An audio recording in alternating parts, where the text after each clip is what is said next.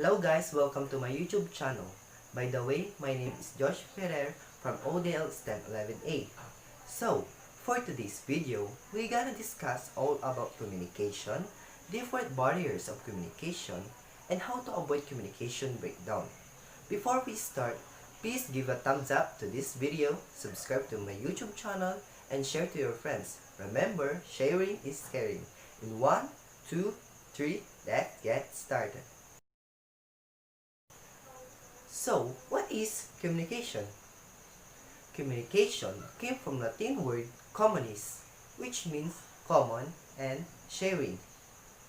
Communication is the imparting or exchanging of information or news. It can be categorized in three basic types. First is verbal communication, in which you listen to a person to understand their meaning. Second is written communication, in which you read their meaning. Third is non-verbal communication, in which you observe a person and infer meaning. We have three well-known communication models: linear model, interactional model, and transactional model. First is linear model. Linear model describes how a sender or a speaker transmit a message to a receiver or listener. Second is interactional model. Interactional model follow two channels in which communication and feedback flow between sender and receiver.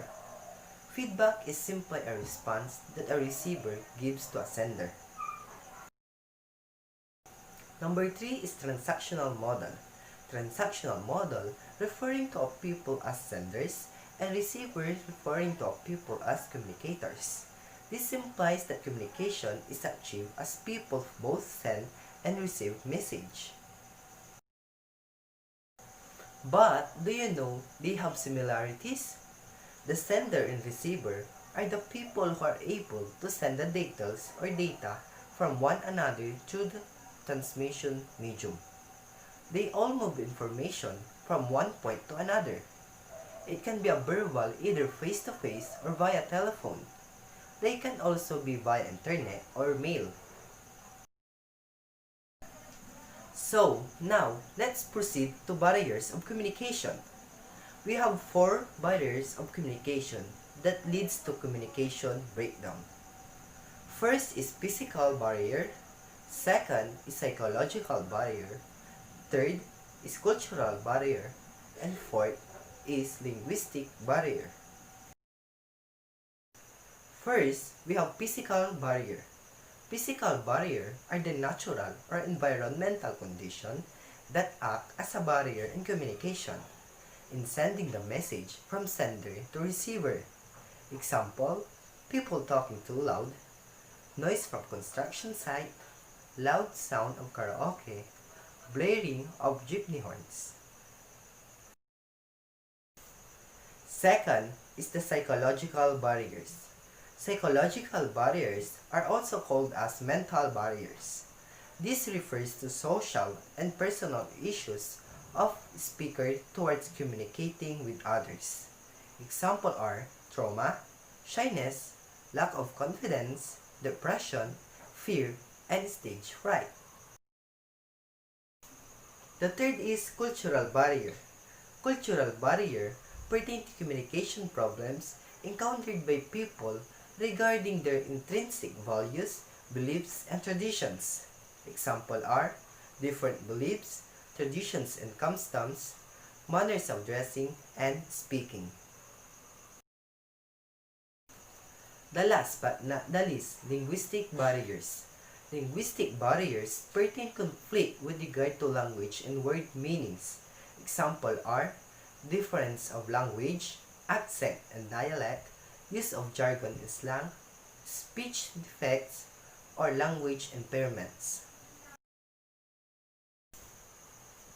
Now, the question is how to avoid communication breakdown.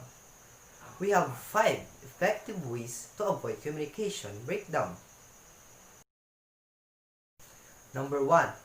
Use common language for communication between all parties to evade being lost in translation. Generally, the official company language should be used. It provides consistency in the message as well as its perception. Number 2, remove distractions. Whenever you're communicating in person or via email, make sure you're in quiet environment, without any music, external noise, your colleagues even, to decipher the message accurately and really listen to what the other party is trying to say. Number 3, do not burden each other with excessive information or data. Strategize the information according to its level of importance. Number 4, be direct and concise in your communication. Research suggests that while details are important, messages that are short and to the point are comprehended more easily. And number 5, do not hesitate to ask questions and encourage others to do the same. Asking questions, no matter how trivial, eliminate doubts and misconceptions in an effective and quick manner. And that's all for our video. Hope you learned about communication, different barriers of communication, and how to avoid communication breakdown. That's all. Thank you for watching.